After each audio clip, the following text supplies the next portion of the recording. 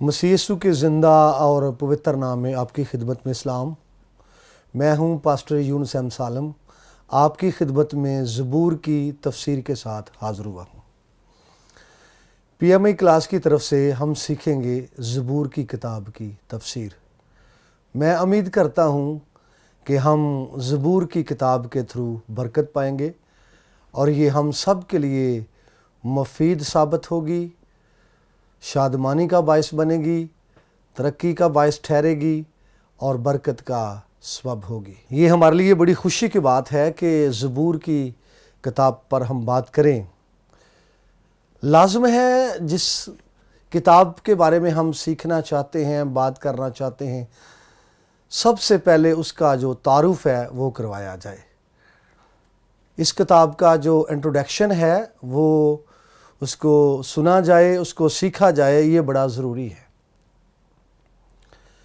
यहूदी उलमा ने बाइबल को दैट मीन अहद अतीक को 3 हिस्सों में तकसीम किया है।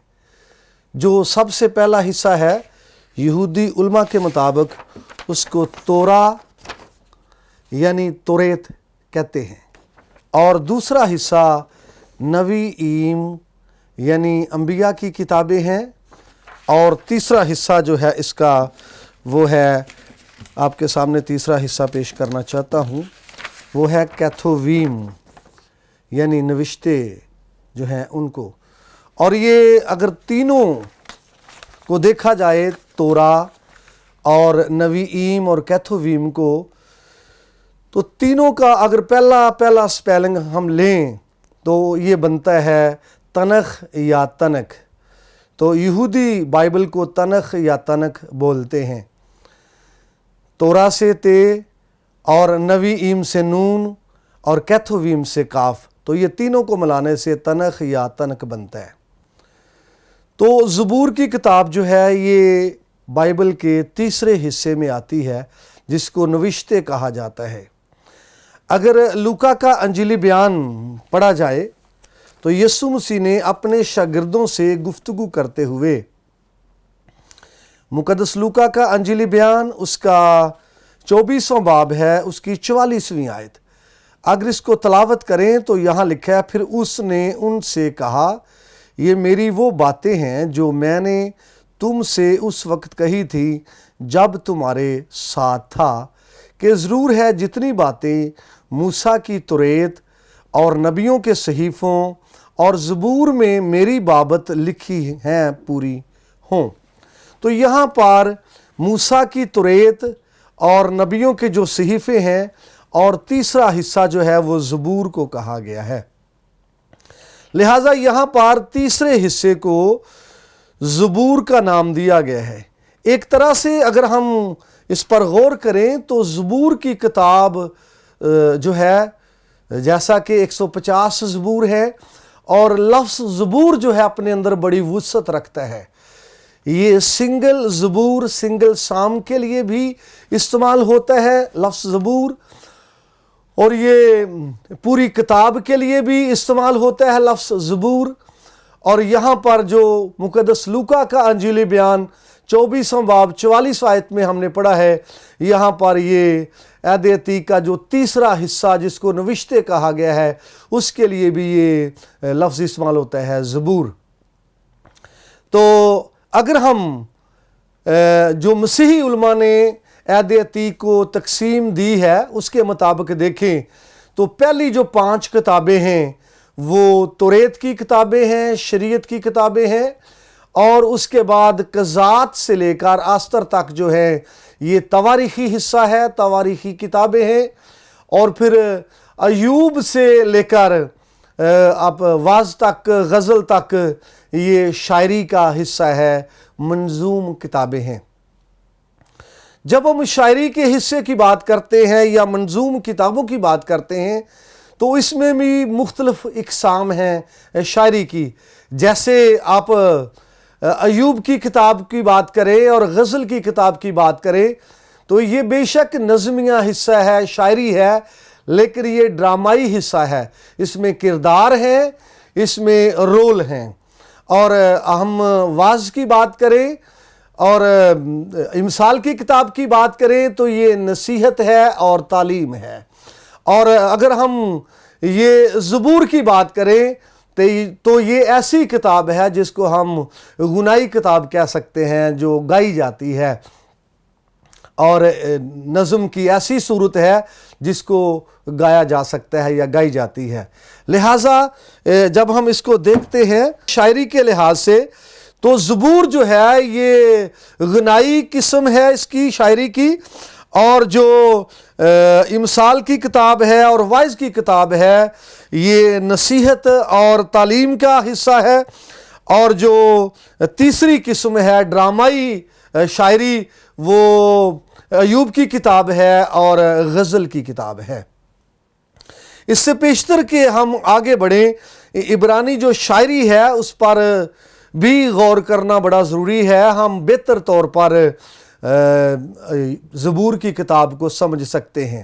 اگر عبرانی شاعری کے اصولوں سے کوئی آگاہ نہیں ہے تو وہ اس کی تفسیر کرتے وقت غلطی کا شکار ہو سکتا ہے اور اس کی غلط ڈیفینیشن کر سکتا ہے. عبرانی شاعری اگرچہ اس میں یہ قافیہ سے آزاد ہے، اس میں قافیہ نہیں ہے، لیکن پھر بھی یہ اپنے بحر میں اور اپنے وزن میں خوبصورت ہے، اور اس کا وزن جو ہے اور پورا ہے. تو عبرانی شاعری کی اس لحاظ سے 3 اقسام میں اور آپ کے سامنے رکھنا چاہتا ہوں.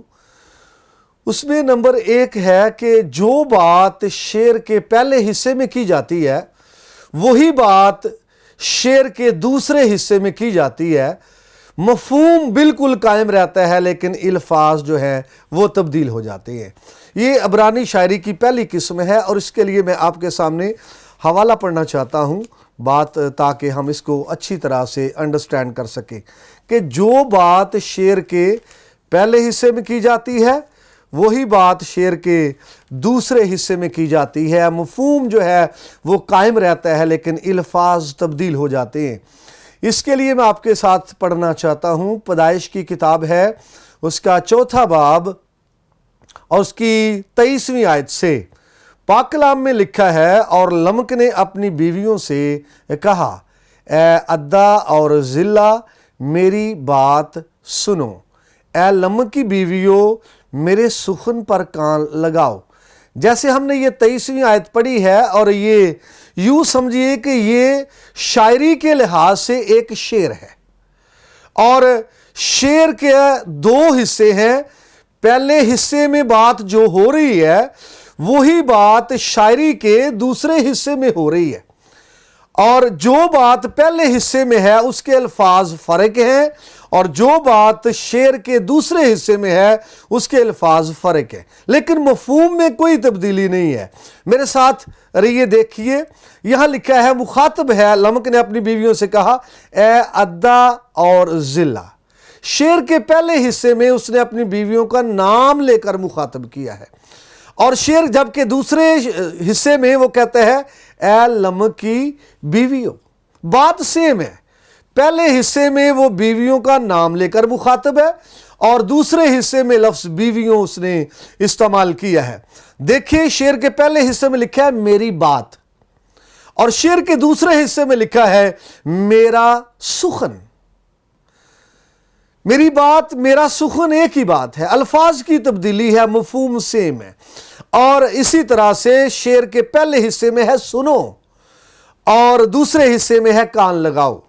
یعنی عبرانی قسم کی جو پہلی شاعری ہے اس کا یہی طریقہ ہے کہ جو بات شعر کے پہلے حصے میں کی جاتی ہے وہی بات شعر کے دوسرے حصے میں کی جاتی ہے. الفاظ جو ہیں وہ چینج ہو جاتے ہیں لیکن مفہوم تبدیل نہیں ہوتا.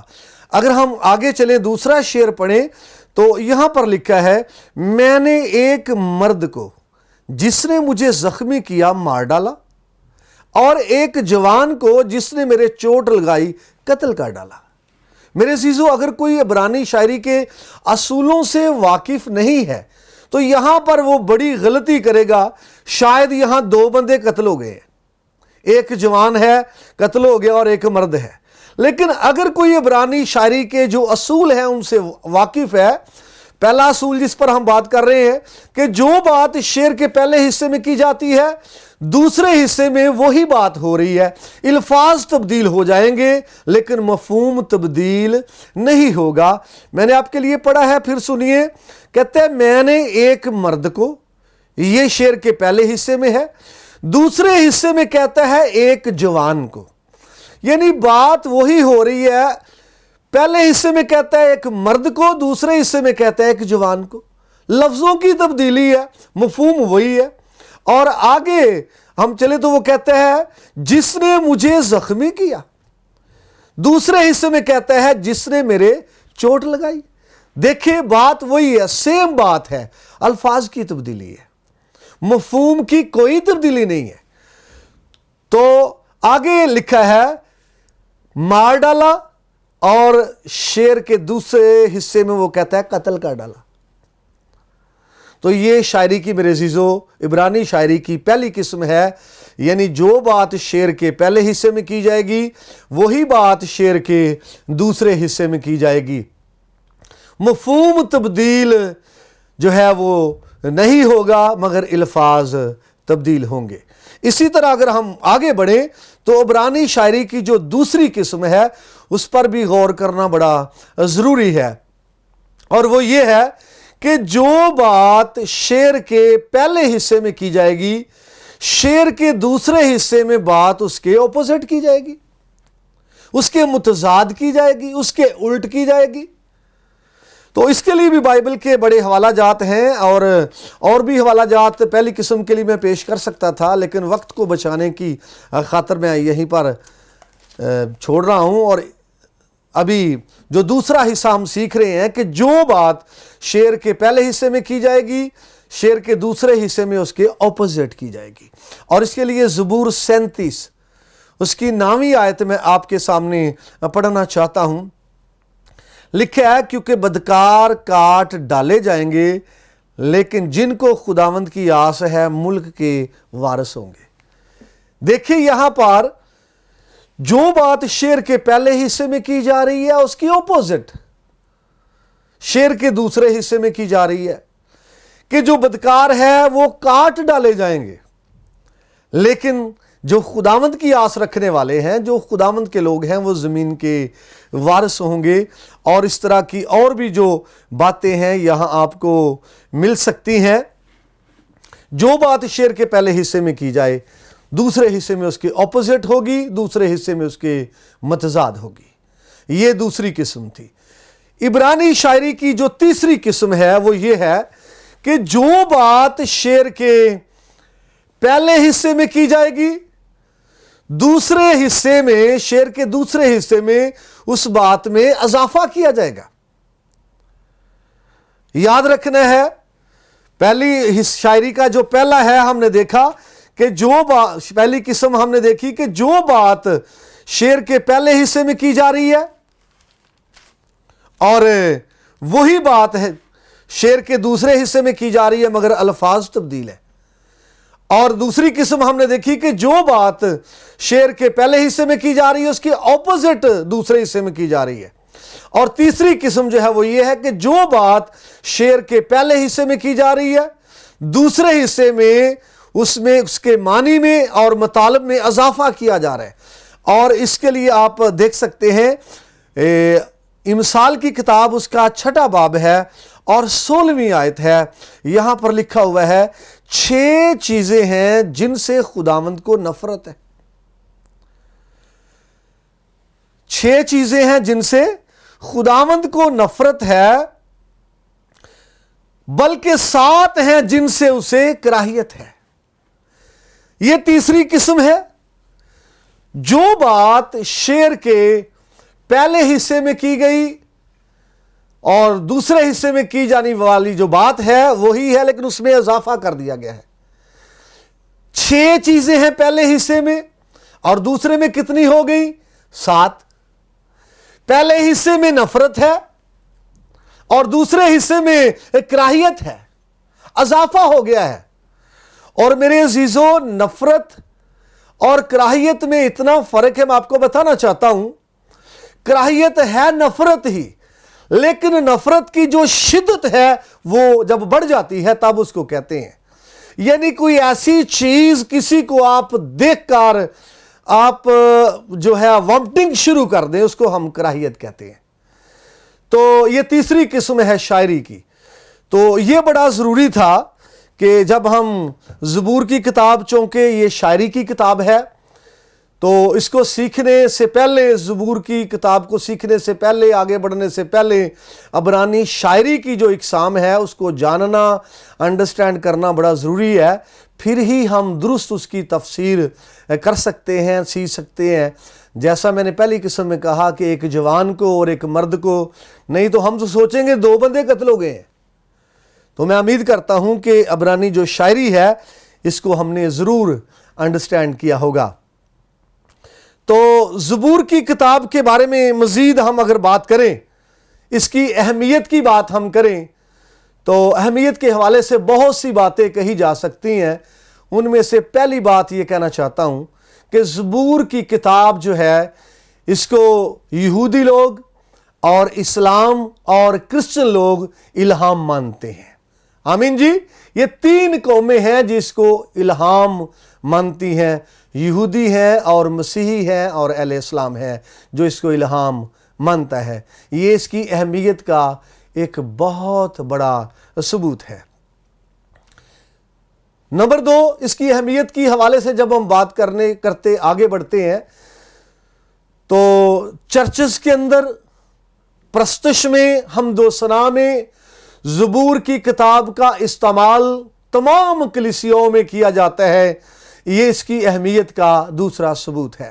ہر چرچ جو ہے، ہر کلیسیا جو ہے، زبور کا استعمال حمد و ثنا کرتے وقت اور خدا کی تمجید کرتے وقت زبور کا استعمال کرتی ہے۔ یہ اس کی اہمیت کا دوسرا ثبوت ہے۔ اس کی اہمیت کا جو تیسرا ثبوت ہے کہ یہودی لوگ بھی اپنی پرستش میں، اپنی حمد و ثنا میں، بلکہ اپنی عیدوں میں زبور کی کتاب کا استعمال کیا کرتے تھے، اور یہ اس کی اہمیت کو، اس کی ویلیو کو پیش کرتا ہے۔ تیسرا اور چوتھا پوائنٹ اس کی اہمیت کے حوالے سے جو میں آپ کے سامنے رکھنا چاہتا ہوں وہ یہ ہے، ہم جانتے ہیں کہ یہ کتاب بہت لینتھی ہے، 150 زبور ہے، اور 150 زبور اور لینتھی ہونا بھی اس کی جو ویلیو ہے اور اس کی جو اہمیت ہے اس کو پیش کرتا ہے۔ اور آخری بات میں کر کے ہم آگے بڑھیں گے اہمیت کے حوالے سے، وہ یہ ہے کہ اگر آپ بہتر حمد و ثنا کرنا چاہتے ہیں، اگر آپ خوبصورت پرستش سیکھنا چاہتے ہیں، اگر آپ خوبصورت دعا کرنا چاہتے ہیں، اگر آپ اچھے الفاظ کا چناؤ کر کے خدا کو مبارک کہنا چاہتے ہیں، تو یقیناً زبور کی کتاب اس معاملے میں آپ کی مددگار اور معاون ثابت ہو سکتی ہے۔ یہ ہم اس کی اہمیت کے حوالے سے بات کر رہے تھے۔ تو زبور کی کتاب جو ہے اس کے مزید تعارف کے حوالے سے ہم آگے بڑھیں گے، اور میں آپ کے سامنے رکھنا چاہتا ہوں کہ زبور کی جو کتاب ہے اس کا جو مرکزی لفظ ہے زبور کی کتاب کا وہ ہے حمد یا پرستش۔ پوری کتاب کا جو مرکزی لفظ ہے، کی ورڈ ہے، وہ ہے حمد یا پرستش، اور مرکزی خیال آپ کے سامنے رکھنا چاہتا ہوں وہ ہے خدا کے ساتھ حمد اور دعا کے ساتھ رفاقت۔ زبور کی کتاب کا جو مرکزی خیال ہے وہ ہے خدا کے ساتھ زبور کے ذریعے اور حمد کے ذریعے رفاقت، یہ اس کا مرکزی خیال ہے۔ اور جب ہم اس کے مرکزی باب کی بات کرتے ہیں تو وہ ہے زبور نمبر 100، اور جب ہم اس کی مرکزی آیات ہیں ان کی بات کرتے ہیں، یہ مختلف ریسرچ کے مطابق ہے، کیونکہ آیت تو مرکزی ایک ہی ہوتی ہے لیکن یہ مختلف ریسرچ کے مطابق ہے، اس لیے یہ میں نے آیات آپ کے سامنے بولا۔ زبور نمبر 19 اس کی 14ویں آیت، اور زبور 145 جو ہے اس کی آیت نمبر 21، یہ مرکزی آیات ہیں مختلف ریسرچ کے مطابق۔ اگر ہم آگے بڑھیں تو اس میں جو مرکزی کردار ہے وہ یہوہ خدا، زندہ خدا کا ہے، اور اس کے جو کل الفاظ ہیں وہ ہیں 150، اور اس کی جو کل آیات ہیں وہ ہیں 2461، اور اس کے جو الفاظ ہیں وہ 43,743 ہیں، یعنی 43743۔ اور اس کتاب کے اگر ہم مقصد کی بات کریں کہ لکھنے کے مقاصد کیا ہو سکتے ہیں، تو نمبر 1 یہ ہے کہ پرستش اور حمد و ثنا کے لیے جو شاعری ہے وہ مہیا کی جائے، اور دوسری بات آنے والی نسلوں کے لیے یہ کتاب جو ہے گواہی ہو کہ خدا نے ان کے آباء و اجداد کے ساتھ کس طرح کا بہیو کیا اور کس طرح سے خدا نے ان کے ساتھ سلوک کیا۔ اس معاملے میں یہ کتاب ہماری مدد کرتی ہے۔ اگر ہم آگے بڑھیں کتاب کے نام کے حوالے سے، تو یاد کریں کتاب کا نام جو ہے اردو ترجمے کے مطابق ہمارے سامنے یہ زبور ہے۔ کتاب کا نام جو ہے یہ زبور ہے، جو 1930 کا پروٹسٹنٹ ترجمہ ہے اس کے مطابق اس کا نام زبور ہے۔ 1958 کا جو ترجمہ جس کو ہم کیتھولک ترجمہ کہتے ہیں، اس کے مطابق اس کتاب کا اردو ترجمے کا جو کتاب کا نام ہے وہ ہے مزامیر، اور 1930 کا ترجمہ جو ہمارے ہاتھوں میں ہے اس میں اس کتاب کا نام ہے زبور۔ اردو میں ہم اس کو زبور کہتے ہیں، اور عربی زبان کا جو لفظ اس کے لیے استعمال ہوا ہے وہ عربی ترجمے میں اس کے لیے مزامیر لفظ استعمال ہوا ہے، لیکن لفظ زبور جو ہے یہ بھی عربی زبان کا ہے اور اردو نے اس سے مستعار لیا ہے۔ جب ہم آگے بڑھتے ہیں تو انگلش زبان میں اس کے لیے جو لفظ استعمال ہوا ہے وہ ہے سام، اور یہ انگلش نے بھی یونانی زبان سے لیا ہے۔ یونانی زبان میں اس کے لیے لفظ استعمال ہوا ہے سلموس، یہ واحد ہے، اور اس کے لیے جمع سلموئی، یہ جمع ہے، اور یہ زبور کی کتاب کے لیے استعمال ہوتے ہیں۔ اگر ہم عبرانی میں دیکھیں تو زبور کی کتاب کا جو ٹائٹل ہے عبرانی زبان میں، زبور کا کتاب کا جو نام ہے عبرانی زبان میں وہ ہے تحلیم۔ آپ میرے بیک سائڈ پہ دیکھ سکتے ہیں، یہاں پر یہ لفظ عبرانی زبان میں تحلیم لکھا ہے، اور جو تحلیم لفظ ہے یہ عبرانی زبان کا ہے، اور یہ میں آپ کو دکھانا چاہتا ہوں عبرانی زبان کا لفظ تحلیم ہے، یہ میرے پاس لکھا موجود ہے، اس پہ ڈاکٹر سٹرونگ کی جو ڈکشنری ہے اس کے مطابق سیریل نمبر بھی اس کا موجود ہے۔ تو جو تحلیم ہے اس کا جو واحد ہے وہ ہے تہلا، یہ پہلے میں نے آپ کو تحلیم دکھایا ہے، ابھی یہ اس کا واحد ہے تہلا۔ تو تہلا جو ہے اس کا مطلب ہوتا ہے حمد، اور تحلیم اس کی جمع ہے، اس کا مطلب ہوتا ہے حمدوں، یعنی عبرانی زبان میں اس کتاب کا نام تحلیم ہے، یعنی حمدوں، یعنی بک آف پریز، حمدوں کی کتاب ہے اس کے عبرانی لفظ کے مطابق۔ تو یہ کتاب زبور کی کتاب حمد کے بارے میں ہے، تمجید کے بارے میں ہے، تعریف کے بارے میں ہے، زندہ خدا کی پرستش کے بارے میں ہے، اسی لیے اس کا کتاب کا نام جو ہے یہ تحلیم بیان کیا گیا ہے۔ نیکسٹ ایپیسوڈ میں ہم اس کے معنی اور مفہوم پر بات کریں گے، اور مزید سیکھنے کے لیے ہمارے ساتھ رہیے، نیکسٹ ایپیسوڈ دیکھیے، اور ہم شروع کریں گے زبور کے معنی اور مفہوم سے، اور پھر ہم آگے بڑھتے جائیں گے خداوند کے کلام میں۔ خداوند کے پاک کلام کے سبب سے ہم سب کو بڑی برکت ملے، آمین۔